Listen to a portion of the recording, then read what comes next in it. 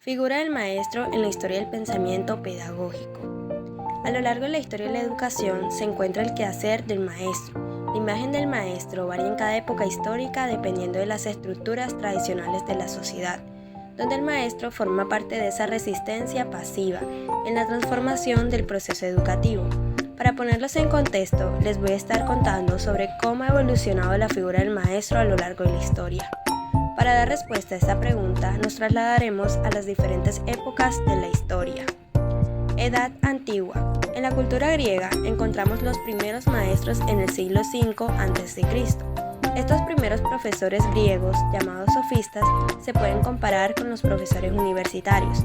Esa figura del maestro que en primer momento se identifica con el esclavo, el pedagogo, que acompaña al niño a la escuela.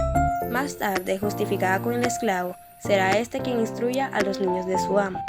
El cuerpo de maestros sufría discreto y escaso aprecio, incluso durante la época helenística, y su retribución era proporcional a su valoración.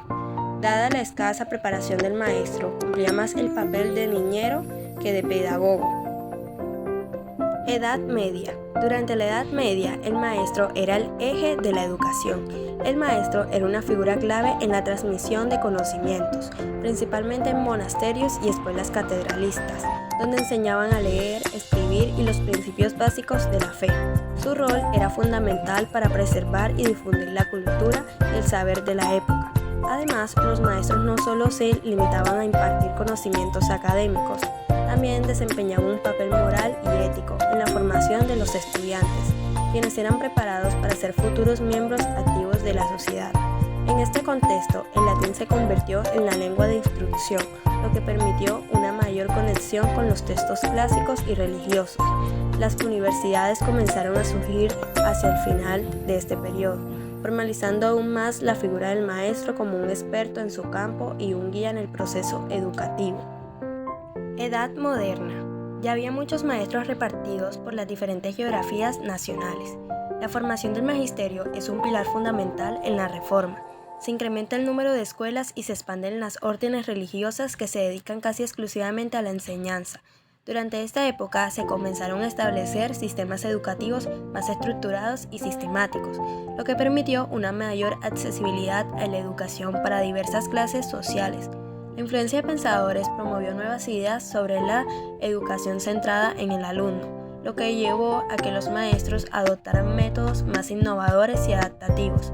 Asimismo, las primeras universidades modernas empezaron a surgir, diversificando aún más las áreas del conocimiento enseñadas y consolidando el papel del maestro como un facilitador del aprendizaje integral. Edad contemporánea. La sistematización de la enseñanza evoluciona en el siglo XVIII, con la creciente necesidad de la creación de escuelas. Adquiere protagonismo el maestro. La escuela comienza a ser sinónimo de progreso. En Francia se funda la primera escuela de normal de maestros. En el siglo XIX se reconoce y afirma la importancia de la formación magisterial, donde el maestro debía ser persona instruida. Esta época también vio el surgimiento de los movimientos pedagógicos, como el movimiento de la Escuela Nueva, que enfatizaba la importancia de la educación activa y la participación del estudiante en el proceso de aprendizaje. Además, la edad contemporánea también vio la expansión de la educación obligatoria y la creación de sistemas educativos nacionales en muchos países. La formación del maestro se convirtió en un aspecto fundamental de la educación y se establecieron programas de formación para maestros en todo el mundo. Reflexión. La figura del maestro ha evolucionado significativamente a lo largo de la historia, pasando de ser un guía espiritual y moral a un facilitador de aprendizaje y un compañero de reflexión crítica. Su papel ha sido fundamental en la formación de las generaciones y sigue siendo clave en la educación en el siglo XXI. Les habla Laura Daniela Navarro Alvarado del grado 9º C. Muchas gracias.